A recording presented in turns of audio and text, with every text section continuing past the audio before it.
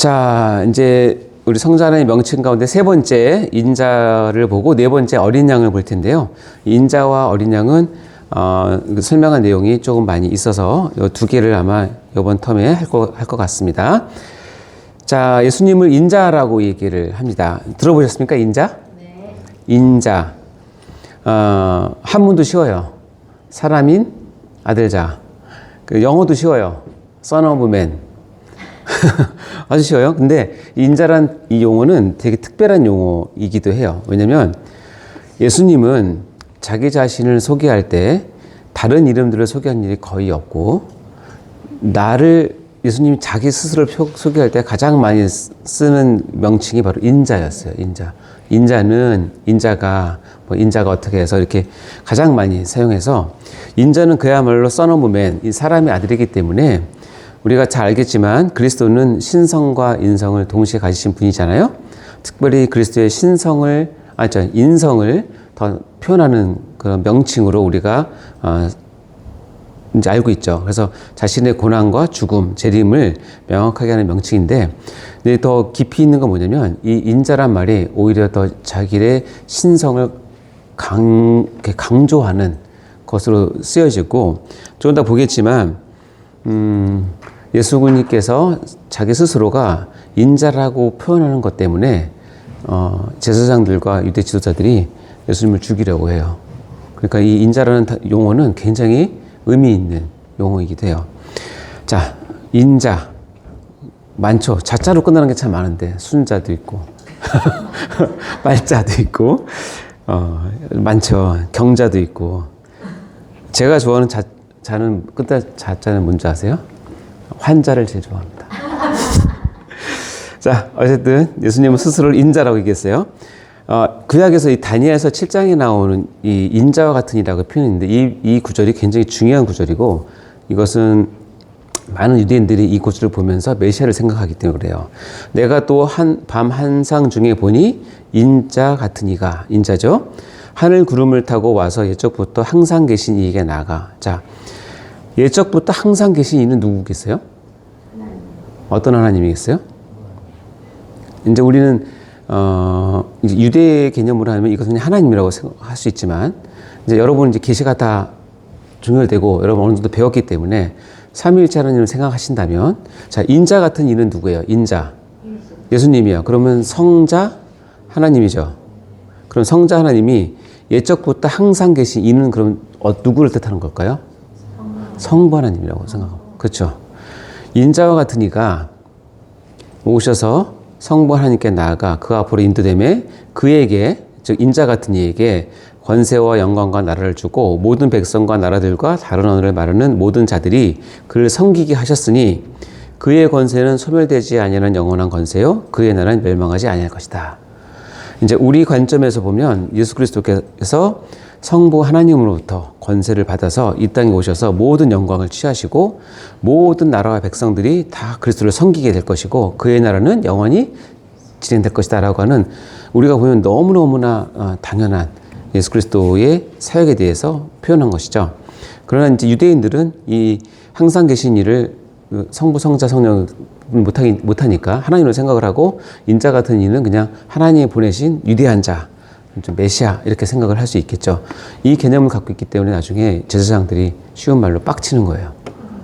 네가 인자라고? 이런 얘기하는 거죠. 자, 그럼 인자를 보면 요한복음 6장 27절에 읽어볼까요? 시작. 썩을 양식을 위하여 일하지 말고 영생하도록 있는 양식을 위하여 하라. 이 양식은 인자가 너에게 주리니 인자는 아버지 하나님께서 인치신 자니라. 인자는 아버지 하나님께서 인치신 자, 확증한 자, 세운 자라는 뜻이에요. 근데 왜 인자는 지금 하나님 아버지의 관계에서 하나님으로부터 이제 확신한 인칭을 받은 자라고 얘기를 하는데, 여기도 본인을 자꾸 인자라고 표현하잖아요. 자, 요한복음 3장 13절 16절에 보면 여러분 잘 알고 있는 내용인데, 하늘에서 내려온 자 곧 인자 외에는 하늘에 올라간 자가 없느니라 하면서 그 다음 사건 나오는데, 모세가 광야에서 뱀을 든 것 같이 인자도 들려야 하리니 이는 그를 믿는 자마다 영생을 얻게 하려 하심이라. 이 사건은 여러분 모세가 광야에서 뱀을 든 사건 아시죠? 네. 모세가 광야에서 뱀을 왜 들었냐면 이스라엘 하면서 길이 굉장히 험했나 봐요. 그러니까는 이스라엘 백성들이 불평, 불만이 나오기 시작했어요. 그때 하나님께서 굉장히 속상하셨는지 뭘 보냈어요? 불뱀을 보냈어요. 살모사가 아니라 불뱀을 보냈어요. 불뱀을 보내서 물린 자마다 어떻게 되냐면 고통 가운데 죽어가는 거예요. 그때 이제 모세가 기도합니다. 용서해달라고. 그때 이제 하나님께서 불뱀을 장대에 달아서 높이 들어서 그것을 쳐다보는 자마다 낫게 하겠다라고 하는 특별한 조치를 취하세요. 그래서 모세가 불뱀이 아니라 놋뱀을 만들어서 장대에 달아서 높이 답니다. 그리고 온 이스라엘 전역에 광고를 합니다. 어떻게 광고하죠? 하나님께서 말씀하셨다.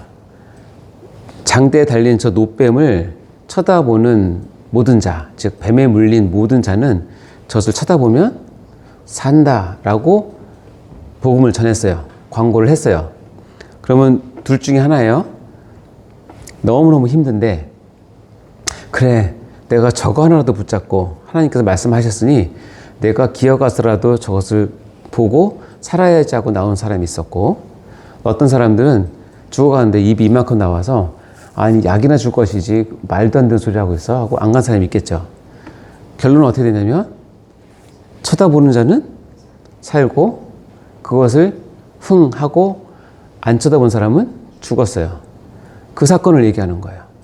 근데 그 사건에서 광야에서 뱀을 든 것 같이 인자도 들려야 한다. 여러분 우리는 알죠. 인자가 들려야 된다는 게 뭐예요? 예수님이 십자가에 달려서 높이 드는 사건을 얘기하는 거예요. 그럼 똑같아요. 모세 때 장대에 달린 놋뱀을 쳐다보는 자는 살았고 내가 인자가 십자가에 달려 높이 들려야 될 텐데 그것을 바라보고 쳐다보는 자도 동일하게 산다는 거예요. 그때 나온 게 인자예요. 그래서 인자는 뭐 하는 사람이다? 하나님께서 고난과 죽음을 통해서 자기 백성을 구원할 대표적인 상징으로 높이 들려야 되는 사람으로 인자가 쓰여지는 것이죠. 이는 그를 믿는 자마다 영생을 얻게 하려 하심이라 하고 그 다음 구절이 뭐냐면 우리가 가장 잘 아는 요한복음 3장 16절이에요. 예. 하나님이 세상을 이처럼 사랑하사 독생자를 주셨으니 그 인자가 그 독생자가 된 거죠. 이는 저를 믿는 자마다 멸망치 않고 생명을 얻게 하려 하심이라. 그게 여기서 나온 이야기죠. 그래서 인자 써놓으면을 하나님께서 본인을 이렇게 설명할 때 하죠. 그러면서 마가복음에 보면 제자들한테 이렇게 얘기합니다. 내가 고난을 받고 장로들과 대제장들과 서기관들에게 버림받고 죽임을 당하고 사흘 만에 살아나야 될 것을 비로소 가르쳤다라고 얘기하는데 그 주어가 뭐냐면 인자가예요. 그러니까는 고난받고 고통을 당하고 인간의 모든 형벌을 감당하는 것을 인자라고 표현해요. 내가라고 해도 되고 메시아라고 해도 되고 그리스도라고 해도 될 텐데 굳이 처음부터 끝까지 계속 인자를 얘기하죠. 그래서 비로소 그들에게 가르쳤습니다. 그래서 자신의 고난, 죽음 이런 것을 얘기할 때는 인자라고 얘기를 한다는 것이죠. 자, 여기 보면 마가복음 8장 38절에도 이렇게 똑같이 나옵니다. 자, 읽어볼까요? 시작. 누구든지 이 음란하고 죄 많은 세대에서 나와 내 말을 부끄러워하면 인자도 아버지의 영광으로 거룩한 천사들과 함께 올 때에 그 사람을 부끄러워하리라. 자, 앞에서 인자는 고난받고 죽임당하고 이런 걸 얘기할 텐데 근데 여기 인자는 뭐예요? 함께 올 때요. 이거는 예수님의 재림을 뜻할 때도 인자라고 표현해요. 그러니까 오히려 인자가 물론 인성을 강조하는 말이기도 하지만 하나님의 사역 전체 가운데 핵심적인 부분들을 표현할 때도 다 쓰입니다. 즉 예수님이 재림할 때도 인자가 올 때라고 이야기를 하는 것이죠. 자, 이거를 이제 마태복음 26장에 가면 이렇게 나옵니다. 예수님께서 이제 붙잡히시잖아요. 붙잡혀서 대제사장에게 이제 어떤 신문을 받을 때 이제 이 예수를 죽이기 위해서 거짓 증인들을 잔뜩 세워서 이제 막 고소를 했는데 딱히 죽일 만한 걸 못 찾았어요. 그러니까는 예수께서 침묵하시거늘 이제 대제사장이 직접 물어봅니다. 내가 너로 살아계신 하나님께 맹세하게 하노니 네가 하나님의 아들 그리스도인지 우리에게 말하라 라고 얘기합니다. 하나님의 아들 그리스도인지 분명히 말해라. 예수께서 뭐라고 말씀하시냐면 이때 말을 잘해야 돼요. 만약에 얼버무리거나 아니 뭐 다른 사람은 그렇게 얘기하던데요 라고 이렇게 하면 그냥 풀려났을지 몰라요. 그냥 미친놈하고. 근데 여기서 예수께서 뭐라고 했냐면 내가 말하였다라고 얘기해요. 하나님의 아들 그리스도인지 네가 얘기했다는 거예요. 그러니까 뭐예요? 이것은 강한 긍정이죠. 네가 말하였느니라 그렇게 얘기하고 그러나 내가 너에게 이르노니 이후에는 어떻게 해요? 인자가 권능의 우편에 앉은 것과 하늘 구름을 타고 오는 것을 너희가 보리라 라고 얘기합니다.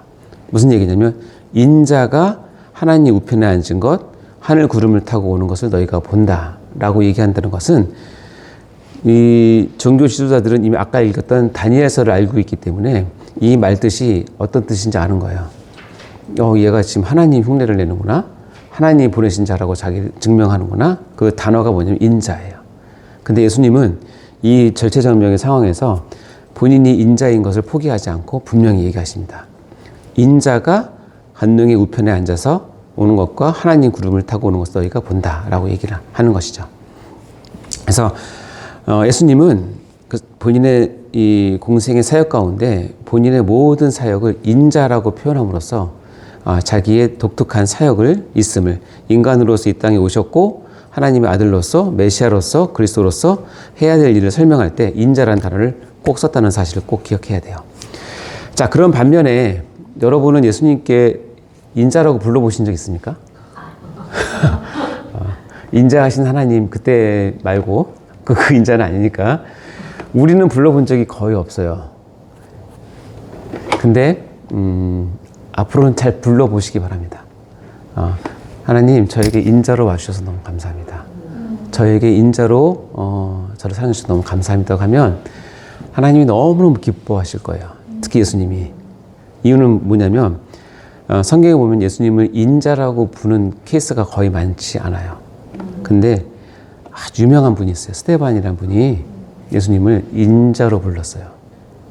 스데반이 7 집사 중에서 아마 제가 보기에는 아마 가장 수석 집사였지 않을까 싶은데 스데반이 어쨌든 마지막 그 설교를 자기를 대적하고 진짜 살기 등등한 사람들 앞에서 구약의 처음부터 끝까지 쫙 구약을 꿰는 설교를 하고 결론이 뭐냐면 예수가 그리스도라는 걸 설명을 해요. 그러니까 이 사람들이 듣기 너무 싫은 거죠. 듣기 싫으니까 어떻게 되면 돌로 칩니다. 그때 보면 돌에 맞으면서 스데반이 성령 충만하여 하늘을 우러러 주목하여 하면서 하나님의 영광과 및 예수께서 하나님 우편에 서신 것을 보고 말을 하는 거예요. 뭐라고 얘기하냐면 보라 하늘이 열리고 원래대로 뭐예요? 예수님이 하나님 옆에 서셨던 것을 내가 봅니다라고 얘기해야 되는데 뭐라고 얘기해요? 인자라고 얘기해요. 인자가 하나님 옆에 서신 걸 보라. 그래서 제가 성경 인물들 뭐 다 존경하지만 전 스데반을 참 존경하고 너무 닮고 싶은 부분이 너무 많아요. 그러니까 스데반은 여러분 다 아시겠지만 스데반이 죽을 때 했던 두 마디 말은 누가 했던 말이냐면 예수님께서 십자가에서 돌아가실 때 했던 말이에요. 주여 내 영을 받아주시옵소서 또 저들의 죄를 용서하소서. 여러분 이 말에서 뭘 할 수 있냐면 스데반은 정말 예수님을 닮고 싶어 했던 것을 느낄 수 있어요. 왜냐면 우리가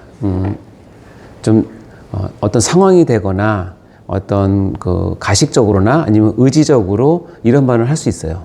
근데 여러분 자기 목숨이 꼴딱꼴딱 하는 순간에 그렇게 할 수는 없어요. 그건 뭐냐면 내가 예수를 닮고 싶어 하는 그 중심이 자기 목숨이 넘어가는 그 순간에 그것을 붙잡고 있는 거예요. 그게 나오는 거예요. 그러니까 스데반의 마음은 늘 내가 예수를 얼마나 닮아갈까가 가장 큰 자기의 어떤 신앙의 중심이었다고 저는 생각을 해요. 그 마지막 했던 그 유언과 두 말, 내용을 받아주세요. 또 하나는 저들의 죄를 용서해 주세요. 그 예수님을 어떻게 보면 우리가 흉내냈다고 한다면 이 예수님을 인자라고 얘기했다는 것은 이 스데반이 예수님의 진면목을 진짜 알았다는 사람이에요. 12 제자도 이렇게 얘기 안 했어요. 그냥 스데반은 예수님이 어떻게 오셨느냐? 인자로 오셨다는 것을 깊이 아는 거예요. 아까 우리가 봤지만 예수님께서 오셔서 고난받으시고 우리를 위해서 하시고 부활하시고 죽으시고 부활하시고 승천하시고 마지막 재림의 주로 오시는 것까지도 인자에 다 담아서 얘기했잖아요. 예수님이. 그러니까 마지막 진짜 죽음 직전에 하늘 문이 열리고 예수님이 하나님 우편에 서 계신 것을 봤어요. 성경에서 예수님이 하나님 우편에 계신다, 하나님 우편에 앉아 계신다가 다 나옵니다. 근데 서 계신다는 여기 한 번밖에 안 나와요. 도대체 예수님이 왜 서셨을까? 너무 앉아서 허리가 아프셔서 일어나셨을까요? 그게 아니에요. 자, 만약에 우리가 이렇게 공부하고 있어요. 여기를 누가가 문 탁 열면서 총장님이 오세요. 그럼 여러분은 지금 좀 이렇게 누워 있을까요? 탁 자세 바로 하겠죠. 아니면 다 일어서겠죠.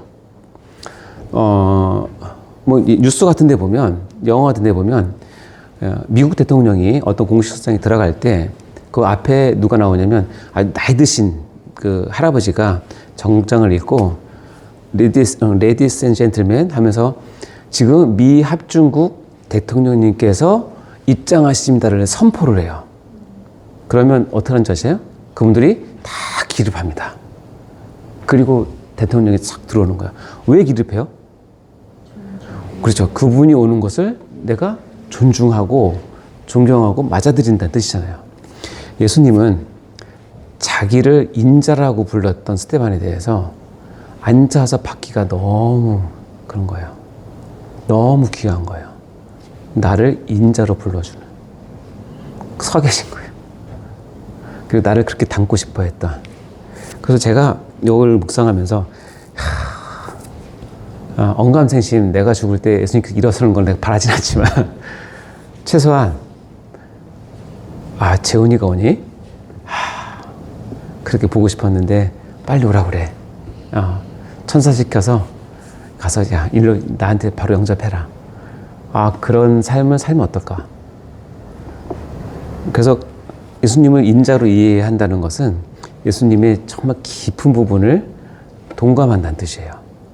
이 동감을 받은 예수님은 스데반이 천국 입성할 때 우편에 서서 그를 맞이할 정도로, 따라서 우리는 예수님을 인자로 스스로가 그렇게 말씀하셨기 때문에 우리도 예수님을 인자로 잘 이해하시고 하셔야 됩니다. 그래서 가끔 기도하실 때마다 인자로 오신 예수님 너무 감사합니다 라고 기도해 주시면 아마 예수님께서도 기뻐하실 거라고 생각합니다. 자, 인자가 이해되셨죠? 그래서 요한계시록에 보면 또 인자라는 표현이 나오는데 내가 보니 흰 구름이 있고 구름 위에 인자 같은 이가 앉으셨는데 인자 알겠죠? 이게 누군지? 그 머리에는 금열관을 가졌고 그 손에는 예리한 낫을 가졌더라. 인자를 표현합니다. 예수님을 표현하면서 금열관이 있고 예리한 낫을 가졌더라. 예리한 낫을 왜 가졌을까요? 예수님이 천국에서 농사 짓는 게 아니라 심판주로 계신다는 뜻이에요. 예리한 낫을. 그래서 예리한 낫으로 곡식은 곡식대로 거두고 열과 추진을 가르는 그 역할을 한다는 거죠. 자, 우리 인자, Son of Man에 대해서 좀 배웠고요. 다음에 이제 네 번째가 뭐예요? 어린 양. 이 어린 양은 예수 그리스도의 사역을 가장 잘 설명한 명칭이에요. 그 신구약을 꿰뚫는 매우 중요한 핵심 명칭인데, 여러분 신구약을 꿰뚫는 핵심 명칭 가운데 여러 가지가 있습니다. 하나님 나라 관점에서 신구약을 꿰뚫을 수 있고, 또 생명나무 관점에서 신구약을 꿰뚫을 수도 있고, 교회 관점에서 꿰뚫을 수 있고, 여러 가지가 있는데 이 어린 양이라는 것은 신구약 전체를 꿰뚫는 중요한 핵심 명칭 중에 하나예요. 그래서 어린 양은 뭐냐면 예수 그리스도께서 왜 이 땅에 오셨고 어떤 일을 하셨는지 잘 드러내는 명칭입니다. 그래서 우리가 예수님을 어린 양으로 이해하고 어린 양 찬양 이런 것도 있잖아요. 그분을 예수님은 어린 양으로 찬양합니다. 요한복음 1장 29절에 보면 세례 요한이 예수님께서 자기에게 나오심을 보고 어떻게 자기 제자들에게 예수님을 소개합니다. 보라, 세상 죄를 지고 가는 하나님의 어린 양이다. 어린 양이 예수님을 보자마자 예수님이 너무 순하게 생겨서 어린 양이 생각나서 얘기한 것이 아니라 이 어린 양이라고 하는 것은 이 저분이 하나님의 어린 양이래? 라고 듣는 유대인들은 굉장히 큰 호기심을 갖게 돼요. 왜냐하면 역사적으로 이 어린 양, 하나님의 어린 양이라는 것은 그동안 해왔던 많은 일들, 유대인의 관습 가운데 가졌던 많은 일들이 있기 때문에 저분 어린 양, 그럼 메시아 또는 우리 구속자라는 것을 대변해 주는 말이에요. 그래서 어린 양이라고 소개를 하죠. 이것은 창세기에 가면 여러분 3장 21절에 읽어볼까요? 시작. 여호와 하나님이 아담과 그의 아내를 위해서 가죽옷을 지어 입히니라. 자, 아담과 하와가 죄를 짓게 되고 이제 속았죠. 한마디로 사단에게 속아서 죄를 짓게 되고 그 선악과를 따먹으면 하나님처럼 돼서 자기가 모든 하나님과 같이 될 거라고 생각했는데 실상은 뭐냐면 딱 먹는 순간에 깨달은 게 뭐냐면 내가 벗었구나를 깨닫게 돼요. 수치와 나의 그 절망을 깨닫게 되죠. 죄악을. 하나님께서 이들을 이제 심판하신 후에 이들을 위해서 한 특별한 행동이 하나 있는데 뭐냐면 아담과 하와가 벌거벗었기 때문에 나뭇잎으로 이렇게 옷을 해서 가렸는데 그것을 제거하시고 가죽옷을 지어 입히셨어요. 그래서 추위와 더위와 어떤 상처로부터 보호할 수 있는 가죽옷을 입힌 행위를 이제 보여주는데 여기서 가죽옷은 어떻게 보면 상징적인 의미예요. 왜냐하면 가죽옷을 입히려면 뭐냐면 어떤 짐승은 희생이 되어야 된다는 거죠. 그렇죠? 희생이 되어서 그것을 드려야 되는 부분이니까 우리 죄인들을 위해서 하나님께서 가죽옷을 지어 입혔다. 어떤 희생을 통해서 우리 죄를 덮어주신다라는 것을 상징하는 거죠. 그게 이제 어디에서 구체화가 되냐면 여러분 잘 아는 출애굽 때 10가지 재앙 아시죠? 10번째 재앙이 뭐냐면 어떤 재앙이에요?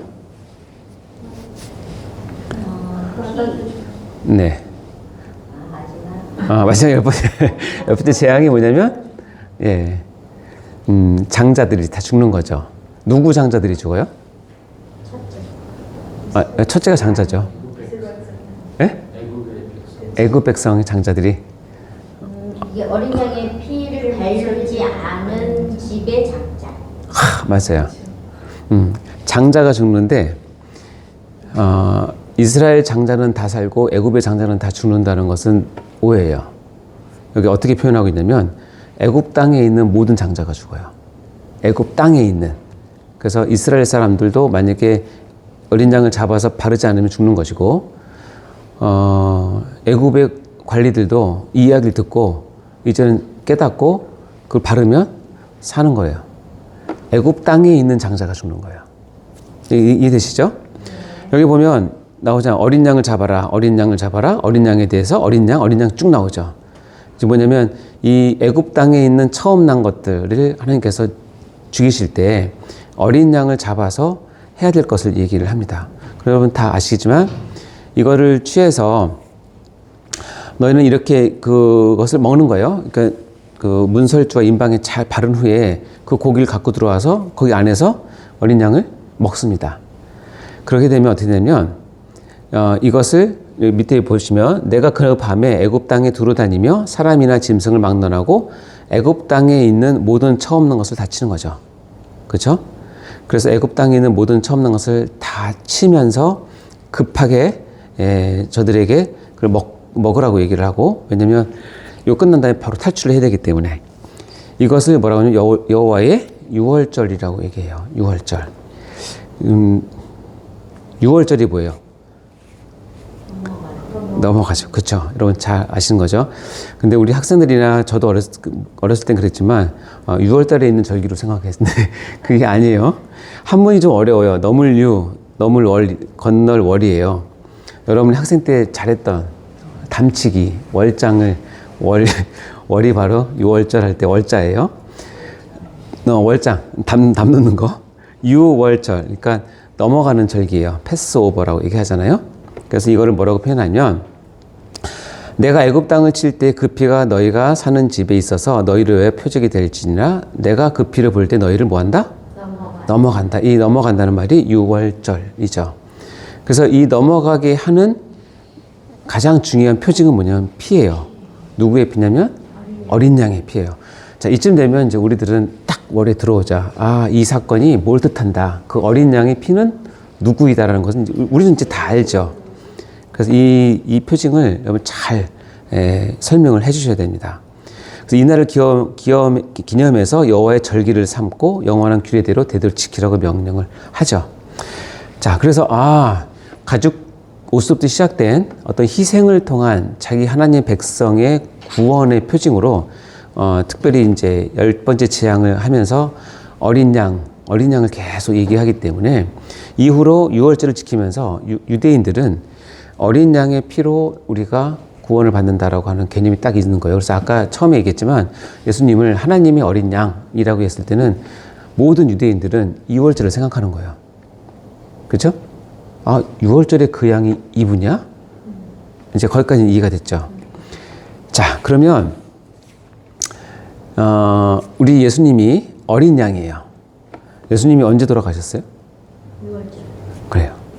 여기 보면 마가복음 14장 12절에 보면 읽어볼까요? 시작. 무교절의 첫날 곧 6월절 양 잡는 날에 제자들이 예수께 여짜오되 우리가 어디로 가서 께 6월절 음식을 잡수시게 준비를 원하시나이까 하매 이게 이제 최후의 만찬의 배경이잖아요. 그날이 뭐냐면 무교절의 첫날이에요. 즉 6월절 양 잡는 날이에요. 자, 보면 여러분 그 생각해 보세요. 6월절 예수님은 지금 제자들 12명을 모아놓고 최후의 만찬을 하면서 떡을 띄고 잔을 나누면서 내 피와 내 살을 나누는 퍼포먼스를 하죠. 근데 이 예수님이 모인 이 밖에는 지금 뭐 하고 있어요? 열심히 6월절 양을 잡고 있어요. 근데 6월절 양은 지금 누구로 완성이 돼요? 예수께로 완성이 되는 거죠. 지금 구약의 예표와 신약으로 와서 예수님의 완성이 겹치는 장면이에요.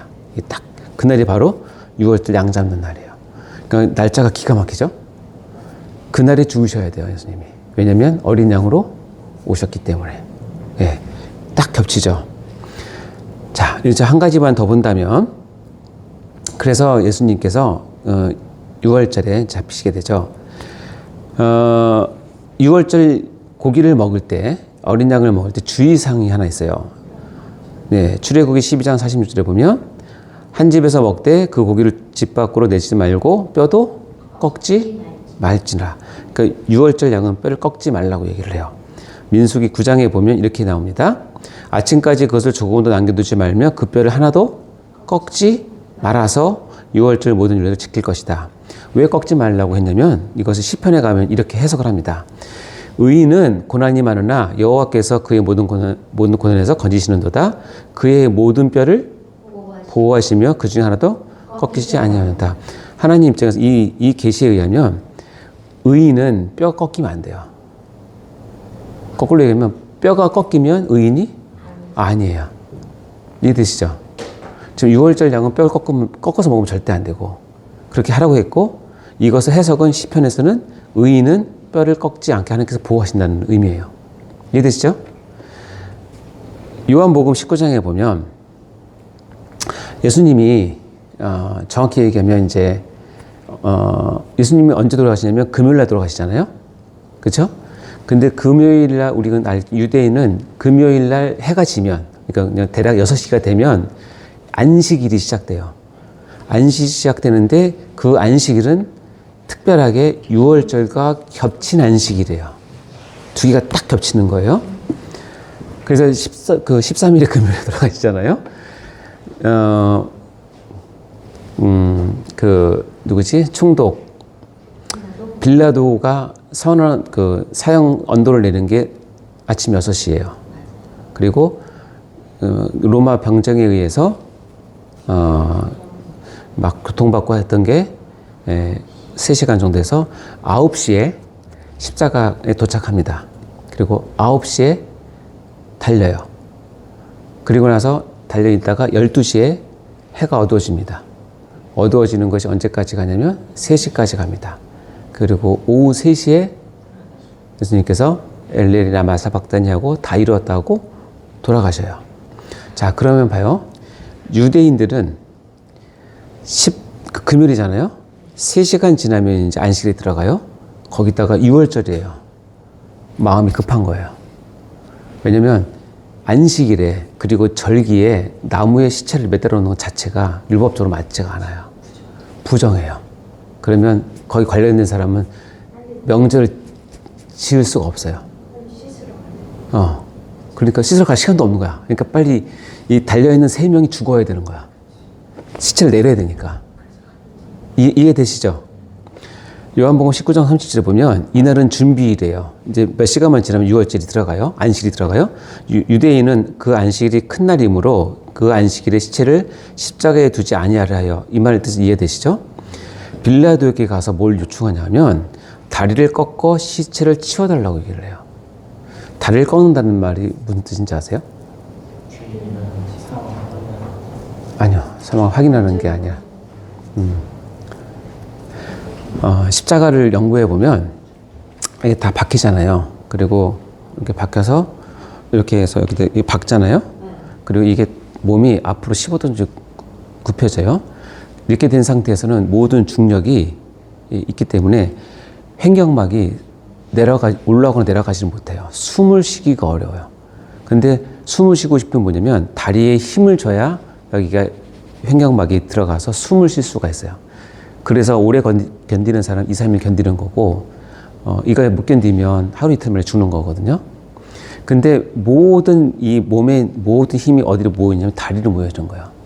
다리에 힘이 들어가야 숨을 쉴 수 있고 말을 할 수 있고 그나마 생명을 유지할 수 있어요. 그래서 예수님이 옆에 있는 그 강도들한테 네가 오늘 저녁에 나와 함께 있겠다라고 하는 그 말을 씩씩하게 할 수가 없어요. 진짜 있는 힘을 다해서 하신 거예요. 왜냐면 그 한마디 하려면 이 힘을 꽉 주고 이 횡격막을 내리고 숨을 쉬어야 말이 나오니까. 근데 뭐냐면 십자가에 달린 사람들이 길게는 3, 4일 가는데 그거 뭐냐면 이 힘 분산을 잘해서 그렇거든요. 그런 로마 군병이 십자가에 달린 사람들 긍휼히 여기면, 또 아니면 그 가족들이 뇌물을 주면 어디를 치냐면 여기를 쳐요. 몽둥이나 쇠 파이프를 갖고 여기 정강이 뼈를 칩니다. 그럼 어떻게 부러지잖아요? 그러면 뭐냐면 더 이상 힘이 분산이 안 되고 푹 처지게 되면 숨을 못 쉬게 돼요. 그러면 빨리 죽어요. 그게 마지막 베푸는 긍휼이에요. 여기서 말하는 빌라도에게 그 다리를 꺾어 시체를 치워달라는 얘기는 뭐냐면 빨리 죽여달라는 얘기예요. 자, 큰일 났어요.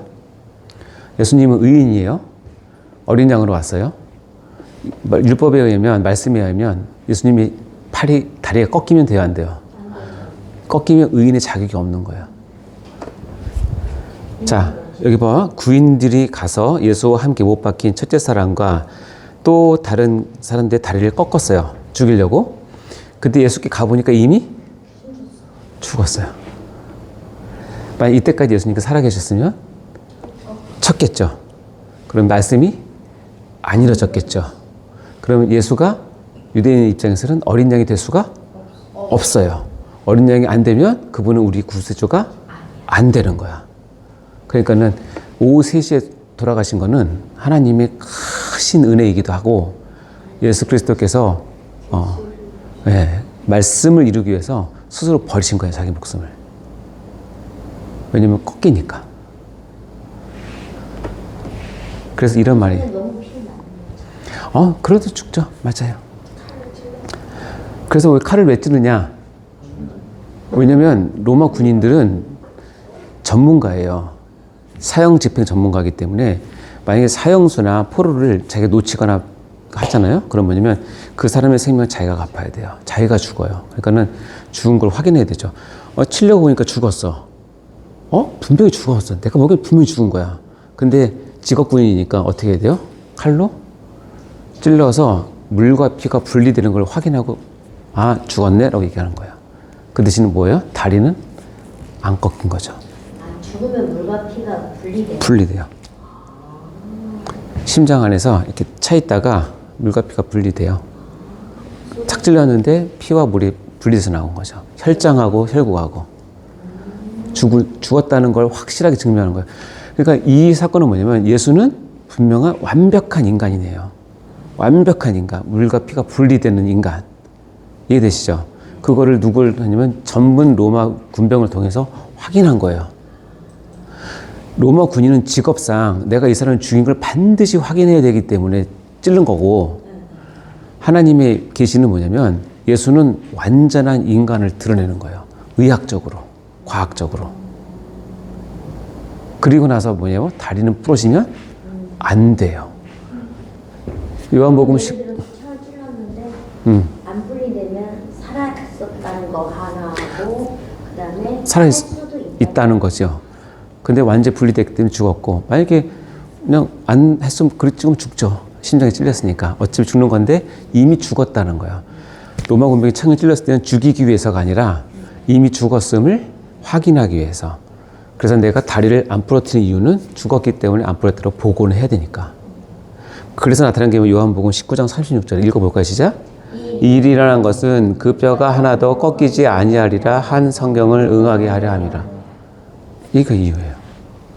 그러니까 하나님께서 이런 일들을 기가 막힌 시간과 말씀에 하나도 하나님의 말씀을 어긋나지 않게 하시는 것이 하나님의 은혜예요. 그래서 하나님은 뭐다? 예수님은 어린 양이라는 것이 입증이 된 거죠. 아멘? 네. 잠깐 쉬었다가 다음 건 넘어가도록 하겠습니다.